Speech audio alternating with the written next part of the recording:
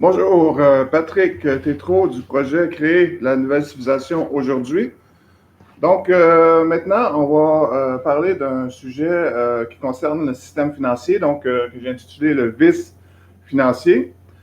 On a vu que notre projet consiste à créer la nouvelle civilisation et le plan général, c'est premièrement que nous réussissions à créer ce que l'on appelle l'autorité citoyenne, c'est-à-dire le pouvoir décisionnel qui va appartenir aux citoyens, aux individus.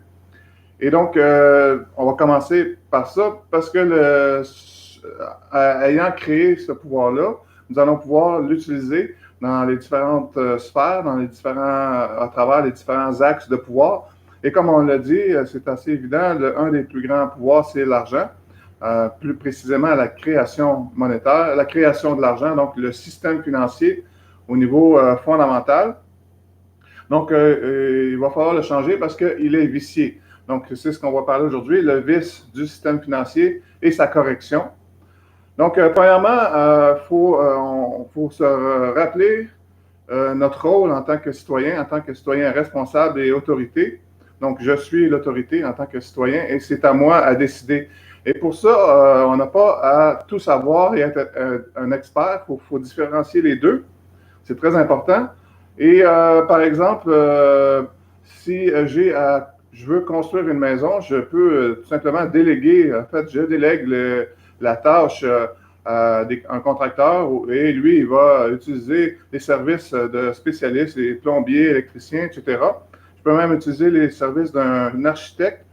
Donc, évidemment, je peux m'impliquer de plus en détail sur ce que je veux, le nombre de chambres que j'aimerais avoir, ou si j'ai d'autres détails que je veux, et je le donne comme directive, et c'est les exécutants qui vont accomplir ce que j'ai demandé. Donc, c'est la même chose à tous les niveaux, pour toutes les expertises, et c'est de même pour les économistes, les financiers.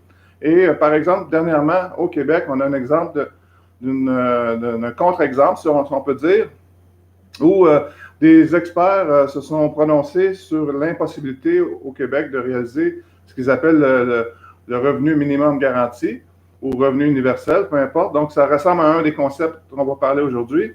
Et donc, ils nous arrivent avec ça en nous disant que c'est pas possible.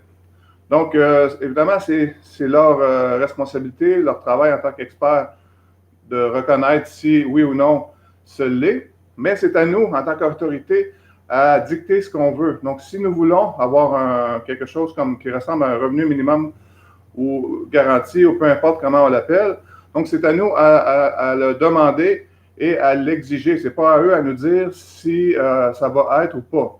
Donc, si nous le voulons, évidemment, on le demande à qui le droit, à qui peut le produire ou le construire ou le réaliser. Dans ce cas-ci, c'est, disons, des économistes, des financiers, des experts dans ce domaine-là.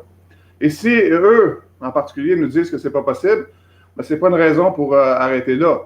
Donc, on peut soit demander à d'autres ou demander qui pense, qui a une idée, qui croit que c'est possible et qui pourrait nous proposer, ou tout simplement faire comme Henry Ford a fait avec ses ingénieurs. Henry Ford qui avait, soi-disant, en passant, qui n'avait pas son secondaire 5 et qui il voulait avoir je ne sais pas exactement les détails, mais un moteur avec 12 cylindres, donc un certain moteur que les ingénieurs disaient qu'il était impossible.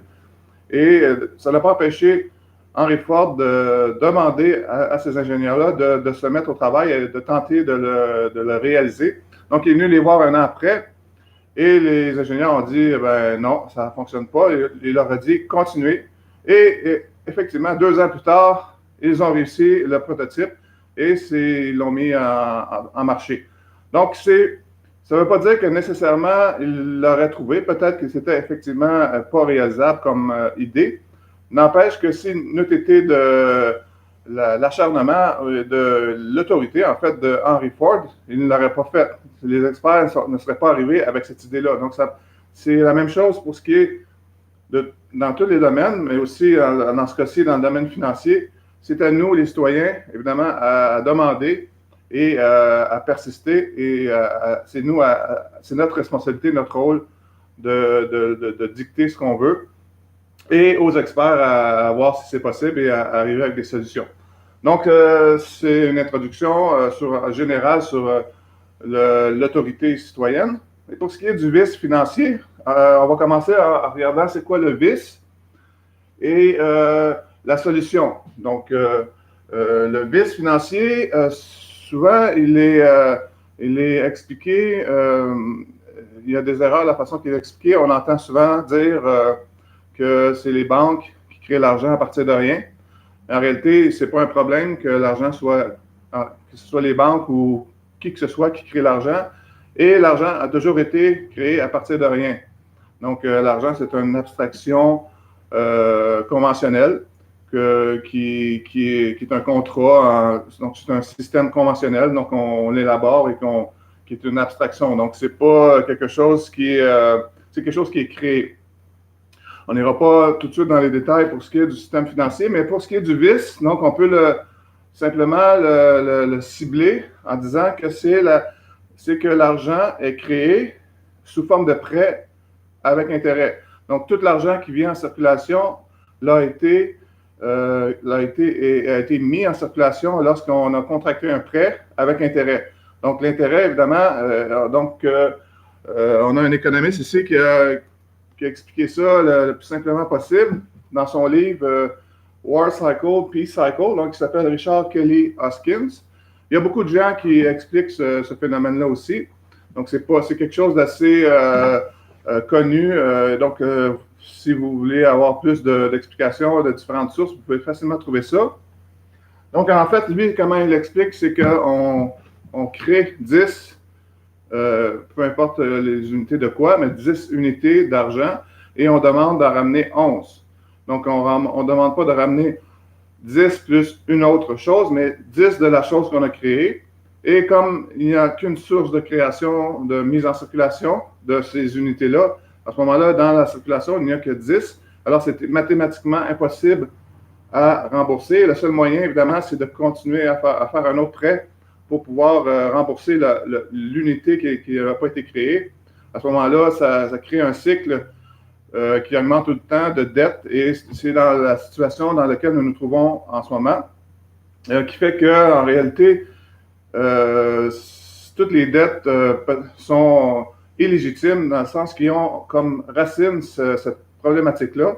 Et évidemment, cela teinte et contamine, affecte toute notre société, pas seulement au niveau financier, mais évidemment économique et au niveau social, etc. Donc, entrepreneurial, toute notre société est contaminée par ce vice-là fondamental et qu'il faut impérativement corriger et qui est en place, en fait, depuis le 17e siècle pour la Banque d'Angleterre et aux États-Unis, en Amérique, c'est donc la Fédérale Réserve en 1913.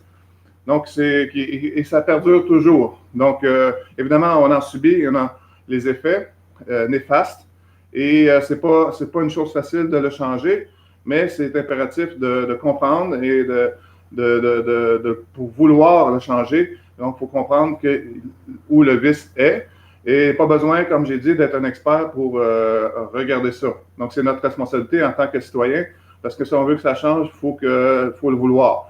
Donc, la solution, il y a évidemment des fausses solutions, on va revenir après, notamment l'or, qui est proposé par plusieurs comme étant une solution au système financier actuel, donc qui est une fausse solution. Je vais vous expliquer mon point de vue sur ce sujet. Mais je vais d'abord aller à ce qu'on peut appeler la solution. Dans le fond, c'est évidemment de corriger ce vice-là, dans le fond, de créer un nouveau système, remplacer le système financier. Et donc, dans un premier temps, évidemment, j'utilise l'approche qu'on appelle le crédit social, donc qui est le crédit social malheureusement, il faut préciser que c'est le crédit social de C.H. Douglas, donc qui a été élaboré, comme j'ai déjà mentionné, au début du 20e siècle. Et qui a été popularisé et qui a intéressé beaucoup de gens au cours du 20e siècle, notamment au Québec. Ça a commencé dans les années 40. Mais le nom qu'on lui donne, en fait, la catégorie de ce genre de système-là, la catégorie générale, on appelle ça le distributisme. On va voir pourquoi, parce qu'on distribue l'argent aux consommateurs, aux citoyens. Et donc, on ne redistribue pas, on distribue. Donc, c'est une distinction importante à faire. Et il y a 3 piliers pour ce qui concerne le crédit social, mais il y en a un troisième qui est un peu plus compliqué. On peut laisser ça aux experts. Ce n'est pas nécessaire de tout comprendre en même temps. On peut éventuellement, si ça vous intéresse, vous pouvez facilement trouver la documentation sur ce sujet-là. Et notamment, je peux mentionner le livre d'un docteur, Oliver Adorn, qui s'appelle Social Credit Economics. Donc, c'est assez bien détaillé et assez scientifique pour ceux qui veulent avoir une approche plus académique du crédit social. Donc, il y a 3 piliers et aujourd'hui, on va voir le dividende qui se rapproche, comme j'ai dit, du revenu minimum garanti, mais qui a des distinctions importantes à faire. Et la création de l'argent. Évidemment, c'est la première chose donc, à corriger, le vice. Donc, il s'agit, en fait, ce que le crédit social propose, c'est une création monétaire contrôlée qui est faite par un organisme public indépendant et donc qui est constitué, évidemment, d'experts et de professionnels sur la question pour déterminer la quantité d'argent à créer. Évidemment, argent qui est créé sans intérêt. Donc, c'est la distinction fondamentale entre les deux systèmes, plutôt que ce soit les banques, le système bancaire, si on veut dire, dans son ensemble, qui crée l'argent par les prêts, ça va être un institut, un organisme public et qui va déterminer et va créer l'argent. Et comment on crée l'argent? Bien, c'est très simple. Il suffit tout simplement d'inscrire les chiffres dans un compte et voilà, l'argent est créé. Et de mettre, évidemment, cet argent-là en circulation. Et ça pourrait très bien se faire via les banques qui pourraient toujours exister, continuer à faire leur travail et charger des honoraires professionnels comme les autres professionnels pour ce qui est de leur service. Par contre, ils ne créeraient plus l'argent. Donc, si, par exemple, une banque, la Caisse populaire, reçoit de cet organisme-là 1 milliard de dollars pour le mois courant et que la Caisse populaire fait des prêts hypothécaires à des citoyens, à des entreprises ou fait des prêts, mais évidemment, leur compte va diminuer. Tout comme vous et moi, si on fait un prêt ou si on donne l'argent, notre compte diminue. Alors que ce n'est pas du tout le cas, évidemment, en ce qui concerne le système bancaire. Il crée l'argent en faisant les prêts, donc il n'y a pas de compte qui diminue. On ne rentrera pas dans ces détails-là, mais si ça vous intéresse, évidemment, vous pouvez approfondir la question si ce n'est pas déjà le cas pour vous. Donc c'est le premier élément de la réforme du système financier. Ensuite, le deuxième, c'est les dividendes. Donc, qu'est-ce qu'un dividende? Ça s'apparente au revenu minimum garanti. Autrement, mais par contre, ce n'est pas de l'argent qui est pris par les taxes, par exemple, de Pierre pour donner à Jacques. Donc, c'est l'argent qui est créé par justement l'organisme public et qui est distribué, donc qui est donné mensuellement selon évidemment des paramètres économiques. Et c'est les deux éléments du dividende qu'il faut considérer. La première, c'est la justification. Dans le fond, pourquoi c'est justifiable de donner de l'argent? Parce qu'il y a beaucoup d'objections qui viennent lorsqu'on mentionne cette pratique-là. Ensuite, il y a le côté technique. Qu'est-ce qui fait que c'est possible que ça marche de distribuer de l'argent comme ça? Et donc, le côté technique, c'est qu'il y a une production et un dividende, évidemment, c'est tiré. Il doit y avoir production dans le pays ou dans la civilisation, la société, pour que ce soit justifiable de distribuer de l'argent aux consommateurs. Donc, c'est ce côté-là. Et le côté justification, c'est que nous sommes héritières des richesses naturelles d'un côté et aussi de l'héritage scientifique qui s'est accumulé de génération depuis toujours et qui permet cette production-là. Donc, juste par la justification morale du fait que toute cette richesse-là, en réalité, les richesses naturelles, le soleil, appartient à personne ou à tout le monde, et c'est ça qui permet, sans ces ressources-là, cet héritage-là, la richesse, la production ne pourrait pas avoir lieu. Donc, nous sommes tous co-héritiers de ça. Donc, on a part en tant que co-actionnaire, si on veut, de l'ensemble de la production. Et c'est c'est le salaire, dans le fond, des actionnaires, le dividende, qui est attaché, évidemment, qui est conditionnel à la production. Donc, ça résume un peu le crédit social qui vient solutionner la problématique de l'usure. Souvent, c'est parce que l'usure, c'est vraiment cette fonction-là qu'on vient d'expliquer, de créer 10 et demander 11. Donc, peu importe le taux, même à 0,001%, ce serait tout de même de l'usure. Il faut différencier la problématique d'avec, par exemple, quelqu'un qui prête de l'argent à haut taux d'intérêt. Bien, évidemment, c'est différent parce que si moi je prête l'argent à 25-30% à quelqu'un, je ne crée pas l'argent. Donc, c'est à l'intérieur de ce système-là que je profite de l'opportunité que les gens, évidemment, cherchent à avoir de l'argent parce qu'ils sont en manque. Alors, je n'ai pas expliqué, c'est ça. Je peux expliquer une petite histoire que M. Hoskin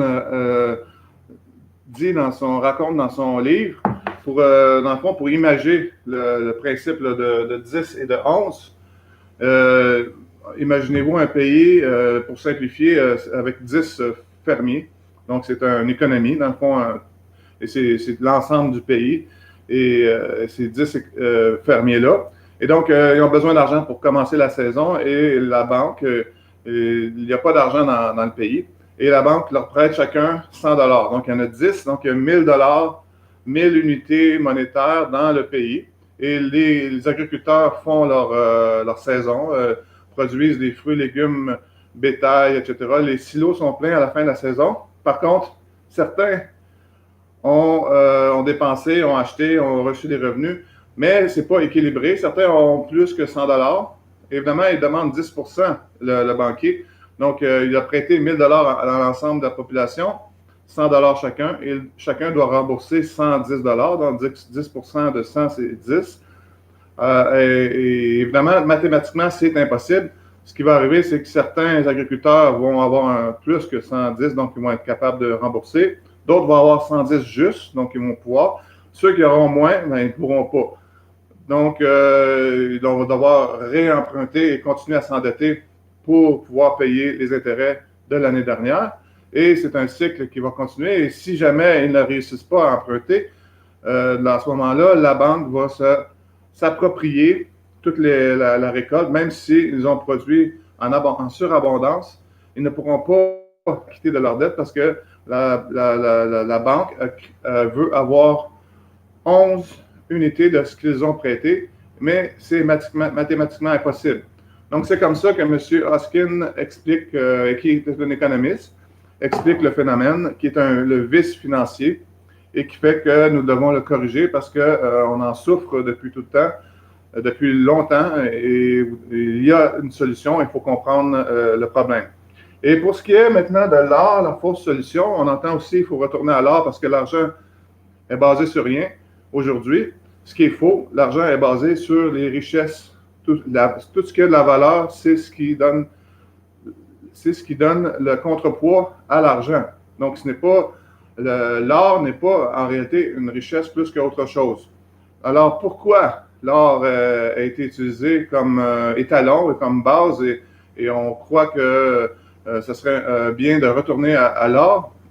C'est que l'argent, c'est un système conventionnel, donc qui sert à mesurer la richesse, la valeur. Et mesurer, ça veut dire quoi? C'est chiffrer, c'est contenir, donc c'est limiter. On sait très bien que si on a tout l'exemple durant la Deuxième Guerre mondiale, quand il y avait des barouettes pleines de billets, ou si n'importe quel caillou pourrait être un dollar, s'il y aurait trop d'argent, mais à ce moment-là, ça ne fonctionne plus. Donc, ça fait partie du mécanisme du système financier de limiter le nombre d'unités Donc, à savoir combien, il ne faut pas qu'il y en ait trop, il faut qu'il y en ait assez. Combien, c'est complexe à déterminer. Par contre, c'est important d'avoir un mécanisme qui limite la quantité, sinon ça ne pourrait pas fonctionner. Et l'argent étant un système conventionnel, c'est-à-dire un système d'entente entre les gens, mais aussi entre les pays. Alors, si les gens ou les pays ne s'entendent pas, à ce moment-là, c'est difficile de créer un système et de s'entendre sur les règles et le respect des règles de ce système-là. À ce moment-là, qu'est-ce qui arrive? Bien, on doit se borner ou à des limites naturelles. Et c'est une des caractéristiques de l'art, c'est qu'il y en a, c'est limité, c'est rare. Donc, on peut l'utiliser parce que justement, il n'y en a pas beaucoup. C'est plus difficile d'utiliser. On a aussi utilisé autre part le sel, qui était probablement dans une période où ce qui était limité, évidemment nécessaire. Donc, si une demande et c'est limité, on peut s'en servir comme l'art, on utilise l'art, on peut utiliser le sel. Donc, c'est ce qui fait de l'art son utilité s'il y a une disharmonie, s'il y a impossibilité de s'entendre. Et donc, si on souhaite revenir à ça, c'est que nous ne faisons pas confiance à notre possibilité ou capacité de réussir à nous entendre. C'est pour ça peut-être que les grandes puissances de ce monde cherchent à accumuler l'or, parce que c'est sûr que si on s'en va en guerre, c'est logique de vouloir accumuler l'or, parce qu'on n'a pas l'intention ou on ne croit pas à vouloir maintenir un système conventionnel, une entente entre les autres pays. Donc, on se rabat sur un système qui est en fait aussi limité, parce que l'or, on n'aurait probablement pas pu créer les développements du 20e siècle si on était demeuré avec l'or, parce que la différence avec le système fractionnaire qu'on appelle, c'est le nom qu'on a donné à ce système-là. L'avantage, ça aurait pu être la même chose avec un système créditiste. L'avantage, c'est qu'on peut créer de l'argent beaucoup plus, tandis que l'or, il y a une quantité limitée. Donc, c'est la raison pour laquelle l'or, ce n'est pas une bonne solution de retourner à l'or. En fait, on n'a pas besoin. L'argent n'est qu'un chiffre, une représentation de la valeur. Et donc, il faut le voir comme ça. Un autre, je pourrais terminer avec une petite dernière remarque pour ceux qui veulent vivre sans argent, qui disent que ce serait mieux s'il n'y avait pas d'argent. Et on peut penser aux Autochtones qui fonctionnaient très bien. Je ne sais pas si les Autochtones, les Premières Nations en Amérique du Nord, par exemple, qui n'avaient pas d'argent, donc qui fonctionnaient quand même bien sans argent. Est-ce que c'est possible? Certainement. Est-ce que c'est souhaitable? Je ne crois pas. Je me pose pourquoi, en fait, l'argent, c'est un outil que nous avons créé, mais comme on voit, il est vicié. Mais si c'est un outil si on l'utilise bien, il peut très bien nous servir. Mais si nous ne sommes pas capables de reconnaître notre création, un vice dans quelque chose que nous avons créé, et nous ne sommes pas capables de le faire parce que justement, nous ne sommes pas unis, nous n'avons pas créé l'autorité citoyenne, et c'est d'autres, évidemment, qui ont pris le contrôle du système financier, c'est-à-dire des intérêts privés, et non la population, les citoyens en général. Donc, c'est notre incapacité à changer le système pour en créer un autre. Si nous ne sommes pas capables d'en créer un autre, de reconnaître que c'est notre création et qu'elle est viciée, alors on ne peut pas vraiment l'enlever. Donc, nous n'avons pas l'autorité de l'enlever. C'est pas en enlevant, parce qu'on voit que l'argent, évidemment, est problématique, parce que c'est de l'argent rare, c'est dû à ce vice-là, et non pas à l'argent comme tel. Et ça crée un climat, évidemment, ça crée l'esclavage. Les dettes créent l'esclavage financier et économique. Et ça crée toutes sortes de problèmes, et ça doit impérativement être changé et corrigé. Et pour ça, il faut comprendre que nous devons reprendre notre autorité, sinon nous ne pourrons pas le faire. Et enlever l'argent ne réglera pas le problème.